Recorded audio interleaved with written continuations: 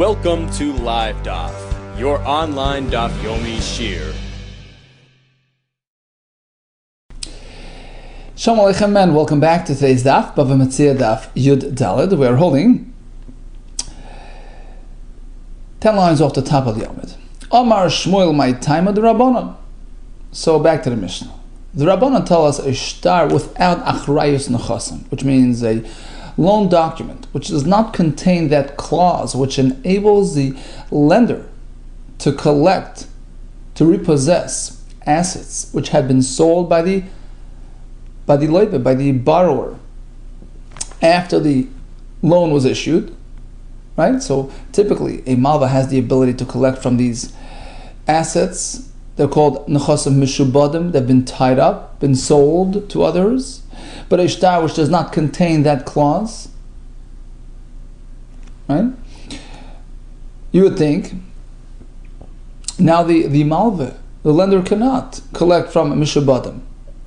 No, the Mishnah says even that type of shtar has to be treated like any other shtar. In fact, just as if you find a shtar in the street which has that clause, achrayus nechasim, which allows the lender to collect from the mishubadim, you may not return it to him. As we explained yesterday, we're concerned that there's something problematic about this shtar. Likewise, Rabbanan say, same applies to a shtar without achrayus nechasim. The question is, why are we comparing the two things? Without achrayus nechasim, it's not going to affect anybody, any customers. Omar Shmuel, I'll tell you the reason. My time of the Rabbanan, Savri, they hold achrayus. When the shtar is missing the achrayus clause, it's not intentional. Tos seiferhu. The seifer, the scribe, overlooked it. Nobody in his right mind will lend money without full backing, without the ability to go and access assets sold after the loan. Otherwise, you borrow money and then you go sell all your properties and you default on the loan. There's nothing to collect from. Tos seifer. Amalei Rava bar Isi Ravida bar Avan Umiyar Mar Shmuel Hachi. Is that true that according to Shmuel, it's just assumed that every shtar has that built-in warranty? Amar Shmuel told us shvach, shfar, v'shibud, regarding all these three aspects of backing, of security, of warrantying a sale. So basically, when you buy a piece of property, the seller will secure that sale, will back up that sale, will warranty the sale in case it's been be taken away by his his bank, his creditors. He's going to back it up. But Shmuel says before the sefer sits down and writes all these things, tzarich l'malach, he has to consult the seller. Are you interested in accepting upon yourself? Are you interested in committing yourself to shvach, which means if the buyer, invests in the property, improves its value, he'll want to come back to you for that as well, to collect on that if that was taken away from him by the Baal Chayv. Shfar, you're going to pay him from your best assets. V'shibud, and ultimately this is the point here, you're committing to backing up that sale, right? Tzarich l'malach, it's not assumed. It's not a given. If they ask him if he's interested. And here a minute ago Shmuel says, well, it's assumed, it's standard. Lema, shall we say, Man da Amarha, the one who quoted Shmuel on this point, Lo Amarha, did not agree with the other Shmuel. Did not, have that version of Shmuel. Because these two quotes are seemingly contradictory. No, says the Gemara, Lo kasha. Very simple. It depends what type of document. Kan b'shtar ha'vo'ah. When Shmuel says it's assumed, that's going on a loan document. The lo yoyev inish, nobody in his right mind risks his money. Lo yoyev inish zuzi, he wouldn't give his money away b'chdi for nothing, for naught, without proper security. So shivud is assumed. Kan b'mekach memkar. As opposed to a fellow buying a property. You know what? Sometimes people take risks. Perhaps they'll get some short-term gain on it before it will be taken away from him. It's worth it. The Avad Inish, a person perhaps will go ahead. It's common practice. The Zav, an hourly email, buy land for a short time, for a day or whatever, hoping that he'll hold out to it long enough for him to profit from it. Even though ultimately it will be taken away from him by the seller's creditors. So there is not assumed that the seller backs up the warranties the sale. Kehu, kehi, like we have the story, that was his name, Zavin, and he purchased Elisa. Highest quality property, right? Idis, me'achse from his own sister. Asa bal chayv, here comes a bal chayv of his sister, Tafar Minay, and grabs it from the buyer. Asal kamedem on Shmuel. So he came to our Amayra Shmuel, Amar Lei, and he asks him a simple question. Did you have, did you take out a warranty? Did she write to you that she's warrantying the sale? Amar Lei Lo, he says no.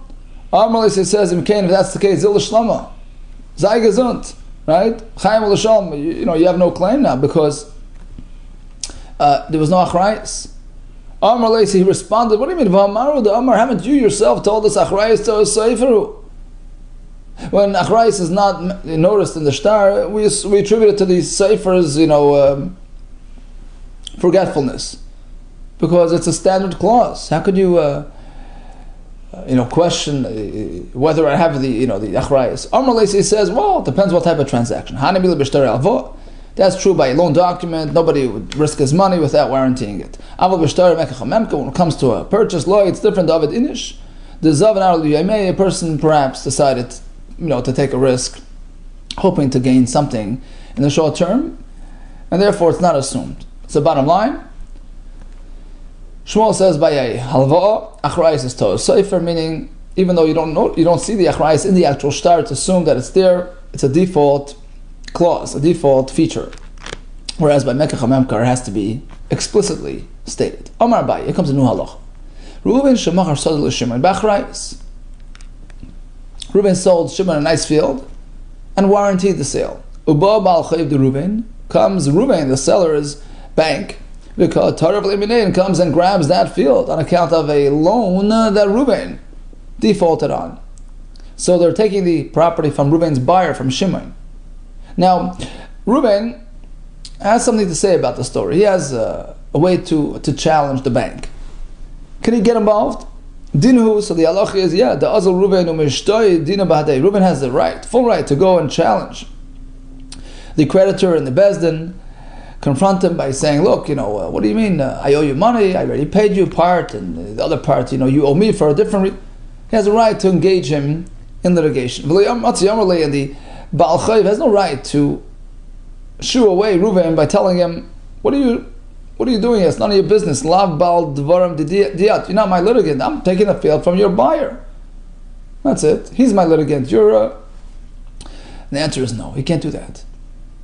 Reuven has a right to step in. The Amalei, because Reuven responds, the Mafkas Minei, you know what happens when you take the field from my buyer? He comes back to me. So ultimately, I'm a party of interest as well. Allah didi hada will come back to me. There's another version. Even if the sale between Reuven to Shimon was not backed up by a warranty, still Reuven has a right to block the Baal Chayv from collecting that field, from repossessing Shimon, his purchaser's field. You know why?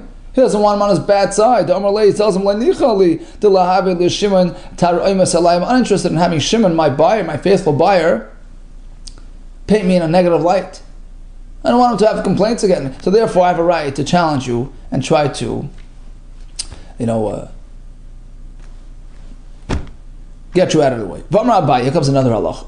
Reuven shemachar sadel Shimon. Reuven sells a field to Shimon, shaloi b'achrayis, without the achrayis clause. V'yotzer le'asikin. Now there are challengers claiming, there's some sort of rumors, some type of claims against the field. It was stolen. It was it. So basically, Shimon says, "Look, what do I need this trouble for? I want to give it back to Reuven. Let me refund the money." Actually, so before Shimon actually did the chazaka, took possession of the field, Rashi says, we're speaking that he didn't really pay for it yet. So at this point, he's not yet a buyer. Legally, he hasn't yet taken possession. So he can turn around and ask for a refund. You can go back on the deal and basically not pay the money, right? But once he did chazaka, even though he hadn't yet paid, that's considered possession, considered taking ownership. You cannot go back on the deal, despite the fact that he's anticipating trouble.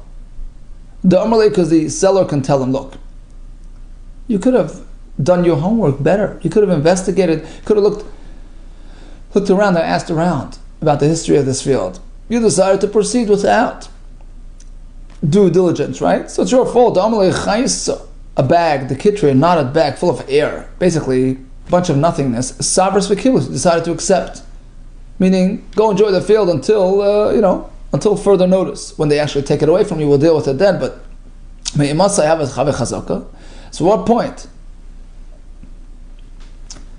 At what point is it considered an act of chazaka, in which case Shimon is stuck? Rashi learns when he fixes up the boundaries, he builds up the borders. Every field would have like a little border around it. So that's considered, it constitutes a kinyan chazaka, in which case he can't go back on the deal. Now, according to the first version, this buyer had no chazaka. But according to the second version, the same idea applies even to a buyer who bought it with achrayis, who guaranteed the sale, And the chiddush here is, why force me to stick with the deal? Eventually it's going to be taken from me. You're going to have to repay me anyway because it's warranted. So take it back now, spare me the trouble. Answer is no. Because the seller can tell him, between now and then, it's a long road. Ultimately, it will be taken from you. Okay, we'll wait until you show me the repossession document, which the Bezdin issued to you upon losing that field to the creditor. At that point, could be years down the road. Until then, hold on to it. Comes that point, I'll pay you. There can be many reasons why he won't lose the field. Maybe they'll lose their case somehow, and So at this point, hold on to it. Itma, we have learned. Reuven sells a field to Shimon, assuming that it's Reuven's field, right? Turns out it's not. Vinim says it turns out we discover She'ena Shaloi never belonged to Reuven, he stole it. So basically Shimon bought a stolen field. Now the real owner, comes and repossesses the field. Shimon, the buyer, wants to be reimbursed by Reuven. Rav Amar Yeshli Mois. Of course he can get back his actual money, $1 million that he paid for the property, sure. V'yeshli Shvach, likewise, any investment that increased the value of the land, that too is due to the buyer from the seller. Shmuel splits the deal. Mois Yeshli, he can take back the actual sale money, $1 million, but the extra $1 million, the increase in value, Shvach, ain't like that, he doesn't get. The question is why? So the question was asked to Rav Huna, let's say the seller explicitly committed himself to the buyer that he will back up the sale, including any shvach, any investments which triggered increases in value. I'm going to bank that up. So he specifically committed himself to that as well. Does he have to pay that? No. What's the halacha? Ta'amad Shmuel. Is Shmuel's reason, meaning when Shmuel says that the buyer does not get shvach from the ganav, is it because because we're speaking in a case where the seller never added that clause in the document? He didn't add that aspect in the warranty. But in our case, we just said he specifically said it. How so he's committed to that as well. Or maybe there's a different type of concern. Or hilchas ribis, you're already there, the concern. Time of the Shmuel, given the Leslie Karka. The reason is because since the actual property never belonged to the seller, it was stolen goods. So the whole sale was null and void, never happened. Right? So basically when Shimon handed money to Reuven, it wasn't on account of a sale. There was no sale. It never belonged to Reuven to sell. So basically he lent him money. Right? Technically, that's what happened. He lent him money. So now when he comes back later to get back that money, plus to retrieve the shavach, he's getting more than he gave. That looks like ribis. Mechsika ribis. Is that the reason?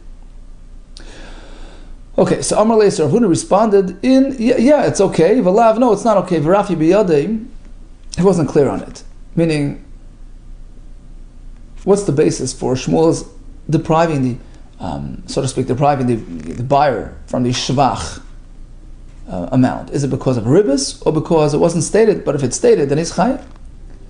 Itmas, we have learned from Rav Nachman, who directly quotes Shmuel, who sheds light on Shmuel's opinion. Itmar Amar Rav Nachman, Amar Shmuel, Mois Yesh Lo Shvach Ein Lo. In this case, the buyer gets his actual money back, but not the added shvach. Afapi Shepir Shlo Shvach. Here's the punchline. Even in a case where the seller specified, I'm committed to the shvach as well, he's not going to get it. You know why? My taima? Because of ribis. Given the kaka inlay, since it's not really his property, it wasn't really sold, so the money was sort of technically just a loan. Schar ma'isa v'aymed v'neitel. So when he gets extra for the shvach, it appears like he's being paid off for the he's charging for the usage of his money, which is ribbis. So bottom line, according to Rav Nachman's version of Shmuel, a person purchases a sada from a gazlan, sure he's entitled to get back his money, but not the shvach. Eis ve'rava comes a kash Rav Nachman. We have a brayso. Ein moitziin lachilas peres. We have a long list of various monetary claims. You know, typically, like we said before, you can collect from mishubadim as well. Mishubadim are the assets sold by the obligated party after the transaction took place. Those assets are called mishubadim. They're tied up. Typically, the creditor, the fellow with the claim, has access to those assets as well. But in the following cases, whether it's because the amount is undefined, etc., it's open-ended, so it's not fair. Chachamim were concerned. We don't want people having angst when they go and they purchase properties. You want to be responsible, ensure that there's no lien on it, but things which are open-ended, undefined commitments, it's never-ending. So nobody will ever buy lands and properties for concern that it might be repossessed down the road. So Chachamim instituted takana. When it comes to certain undefined, open-ended commitments, they don't allow those claims to be collected from tied-up assets. For instance, in motziin, we can't be motzi, we can't reappropriate.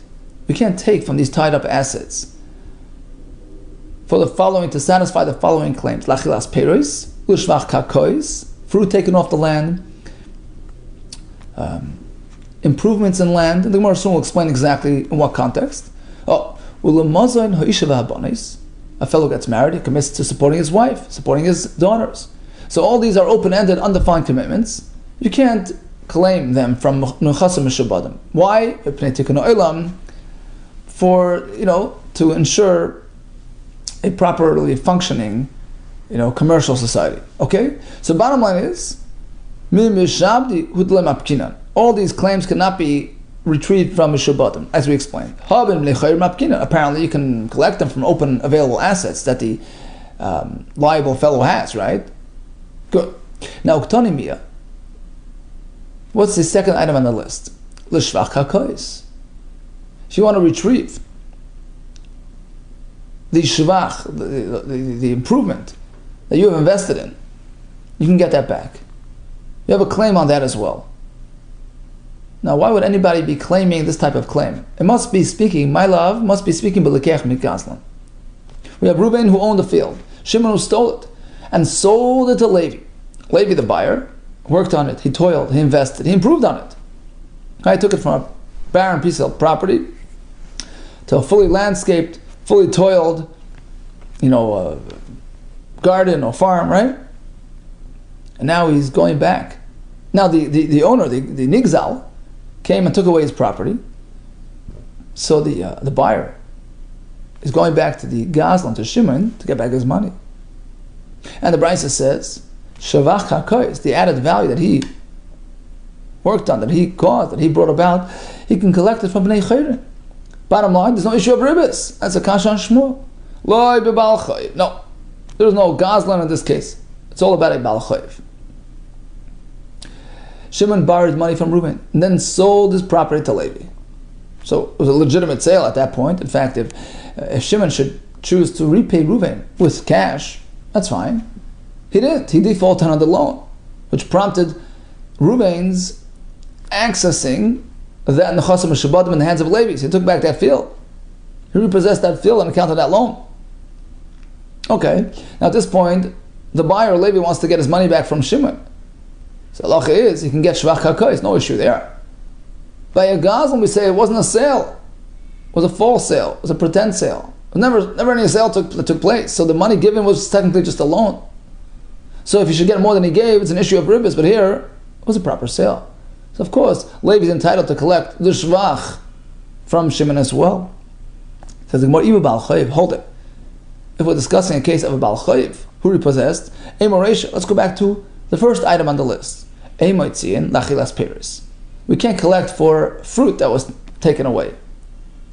Now, this wouldn't work in a Baal Chayv context, because a Baal Chayv never collects fruit. Yeah, he has the right to repossess that property, which was Meshubah to his Chayv. But you have no right to collect Paris. Paris isn't really part of the property. If we're speaking about a Baal Chayv who repossessed, Baal Chayv means Paris. Since when does a Baal Chayv have access to Paris, which grew in the hands of the buyer? V'amar Shmuel himself tells us, Baal Chayv goyves hashvach. Baal Chayv has the right to collect the field as it is, even if it's a vastly improved field than before. It doesn't matter. It's part of the field. It's Meshubah to my loan. I keep it. Shvach in, only the shvach he collects. Our Paris like, but not Paris. So that item on the list cannot be speaking in the context of a Baal Chayv. Ela pshita, it must be because of an exil.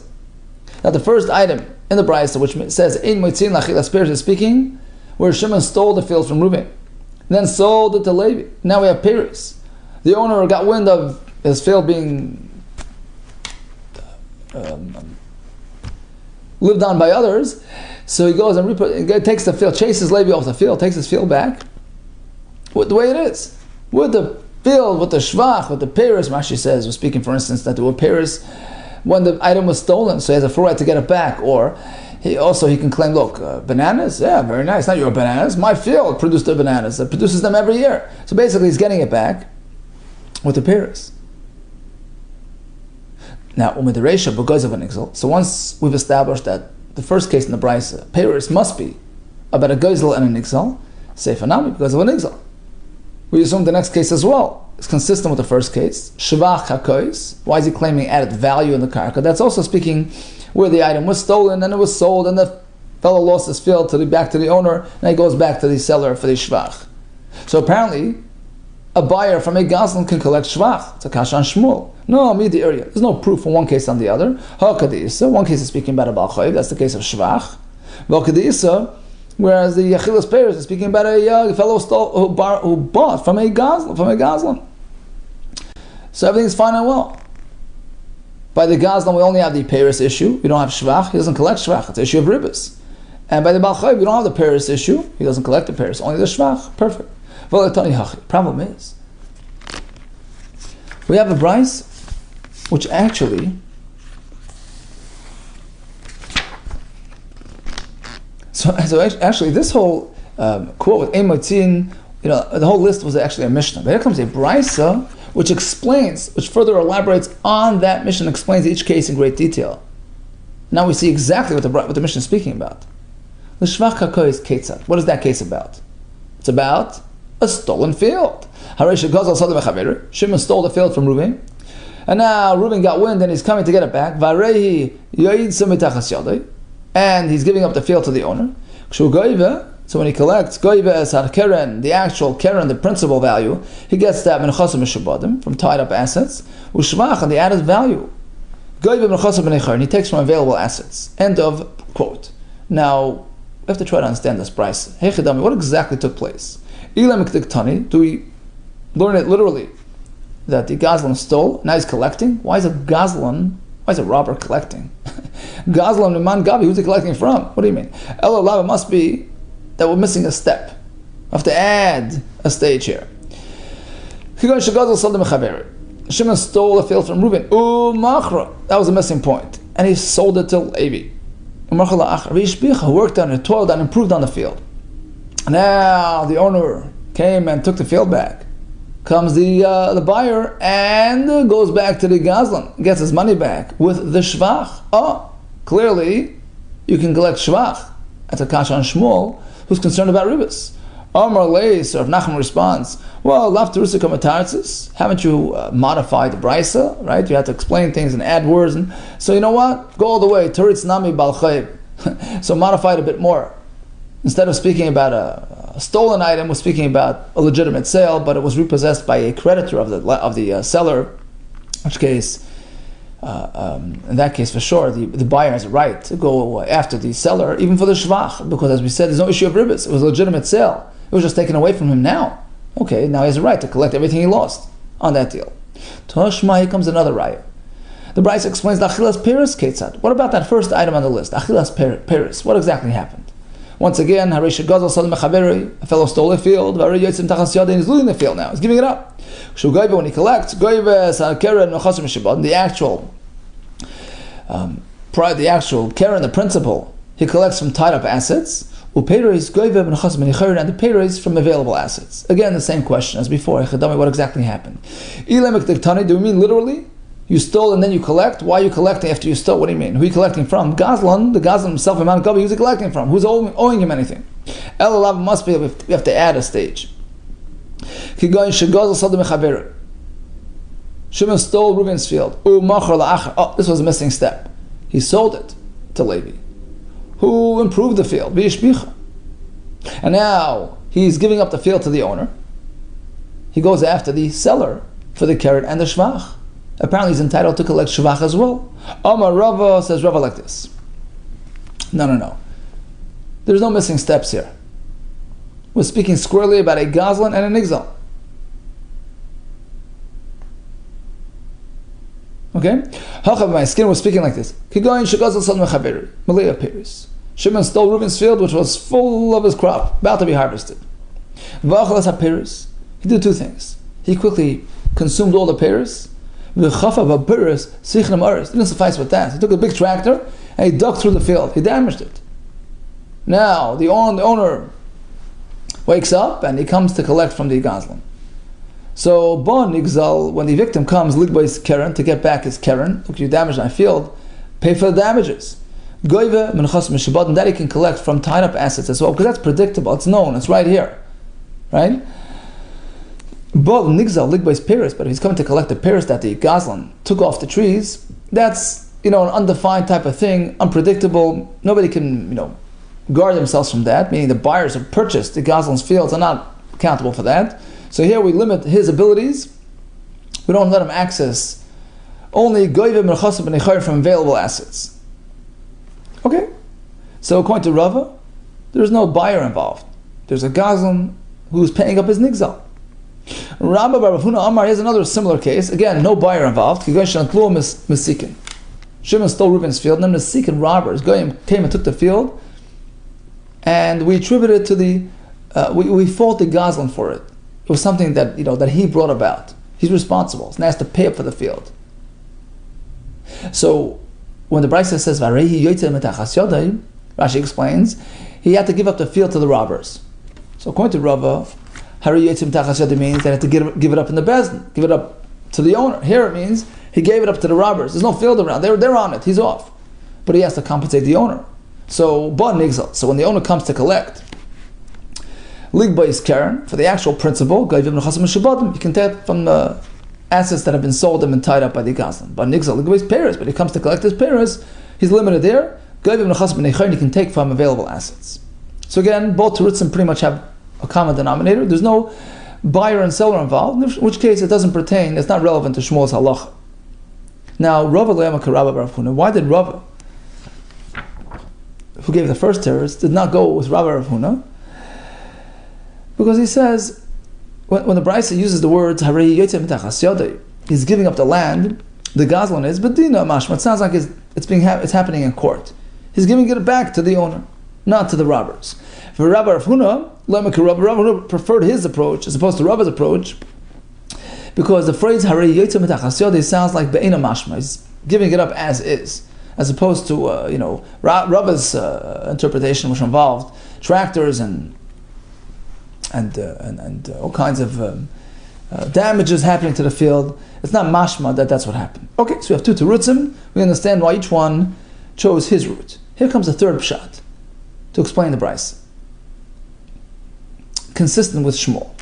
Rav Ashi Omar, let's study Tani. The Brisa is a sort of a two-sided scenario, like this. Shimon stole Reuben's field, which was laden with fruit. Now he did two things. He consumed the fruit. Right? So now he's responsible for the fruit. And he sold the field to Levi. Okay, now the owner, Reuben, took back the field. So now we have two separate claims, two sides of the coin. On the one hand, the Nigzal, Reuben, the owner, wants his peiros back from the Gazlan who ate them. Right? He's entitled to get it back. Right? Shmuel told us earlier that okay, so that's good. Right? And the buyer, Levi, wants to get his sale money back from the Gazlan.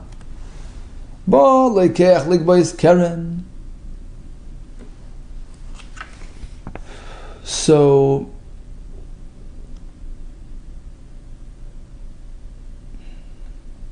if the Levi is trying to get his purchase money back for the actual Keren from the Gazlan, Goiva Menuchasim Shabbatim, which in this case he has full right to collect from Menuchasim Shabbatim of the Gazlan.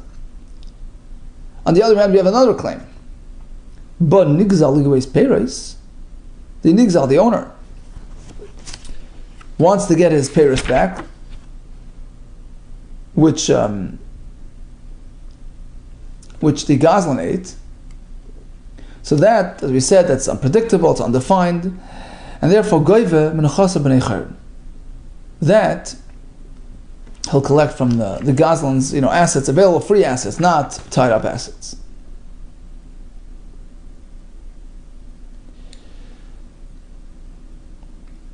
So he's answering the kasha. What was the kasha?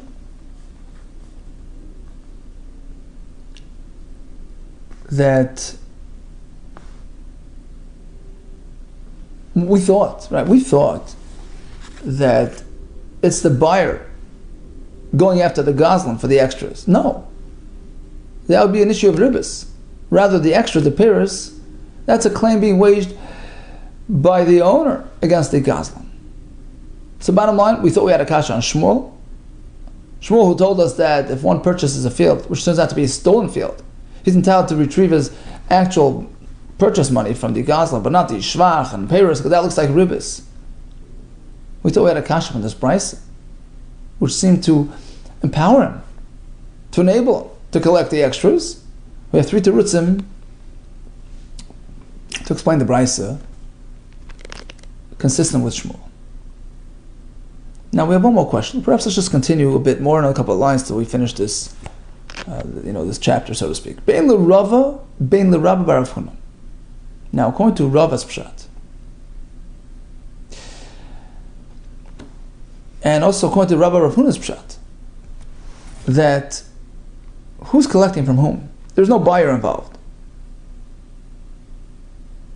It's the Nigzal, the victim, collecting from the Gazlan. What's he collecting? Well, according to Rava, you damaged my field, you dug it up. According to Rabbi Rav Huna, because you gave it up to the robbers. So he's collecting on that. He's collecting from where? Nechasim Meshubadim, right? Nechasim Meshubadim can't just be accessed without a document. The whole point here is you shouldn't have bought, right? We blame the buyer. Why'd you buy a field which had a lien on it? Well, I had to know about the lien. It had to be publicized. That only happens when it was an official formal loan with a document. There are edim, there's a koil, it's public knowledge. This way we keep away from assets which are committed to the loan. But here, what happened? Shimon stole a field from Reuben. There was no documents, there was no shtaris. And now he's responsible for the field. So Reuben, the owner, goes and takes from where? Nechasim Meshubadim? What right does he have to blame buyers? How do they know that Shimon owed money to Reuben? There was no shtar. Mova pehu. It's like a verbal loan, meaning a loan that was borrowed without a document drafted. And we know that in that case, you can't collect from Mishubadim. Mova peh, ain't a goy b'merchas Mishubadim. Answer is, Hachab, my skin was speaking about a special situation. Kshamat bedin. V'hadar zaven. Shimon stole the field from Reuben. Reuben ran to the Bezdin. They issued a verdict dictating that Shimon must repay for the field. And then Shimon sold off his assets, quickly, hoping to get away with that, right? Rashi says, once Bezdin will machayev him, there's a koil, it's public knowledge, big news. So now the buyer should be aware, they shouldn't be buying his assets. If they do, it's their loss. If that's the case, Peres Nami. So why are we stopping there? Just as the Nigzal can collect on the actual field from the Mishabadim, he can collect from the Peres that he lost as well, because Bezdin were involved. It's public knowledge. Everybody knows that he's chayiv. He should be keeping away from his assets instead of buying them, knowing that they may lose them to the Nigzal for repayment of that debt. The answer is Kashamad Bidin al Keren, V'layamad Bidin al Peres. There was a Bezdin verdict issued on the actual property itself that he owes for that, but not for the Peres. So that was not publicized. And don't blame the buyers. Well, my Pascha, how does the Brisa know to sort of split the two and determine that the Bezdin were involved on this and not on that, right? Stam the also says the Gemara, it's assumed kitava inish, when a person comes to the Bezdin to wage a claim, karnatava beration. Firstly, his first claim is in the actual field. Look, you stole my field. That's number one. Okay, we deal with that, we discuss it, we issue the verdict, and only later was going to go to add the second claim, the bananas as well. So it makes sense that they only got around to the first part, not the second part. And therefore, he's entitled to collect from a Shabbatim with respect to the Keren and not the Peres. Okay, let's quickly summarize today's daf. One halacha in the name of Shmuel, that by a shtar halva, nobody risks his money. Apparently, it includes achrayis, which means that the loiva is meshabed himself. He's warranting that loan, he's securing it with his assets. As opposed to Mekach perhaps a person was willing to run that risk, and unless it's specified, you don't assume it. Abaye told us halacha that a seller can get involved in rescuing his buyers from unscrupulous creditors because it is his business. It's in his best interest to protect his buyers. What about a person purchases a stolen field and it gets taken back to the owner? How much of a claim does he have against the Gazlan? Rab says everything. Mois, Shvach. Shmuel says only the Mois, not the Shvach. It looks like Ribbis. We thought we had some kashas, which were all answered. All the best to you, Natzlacha Rabbah.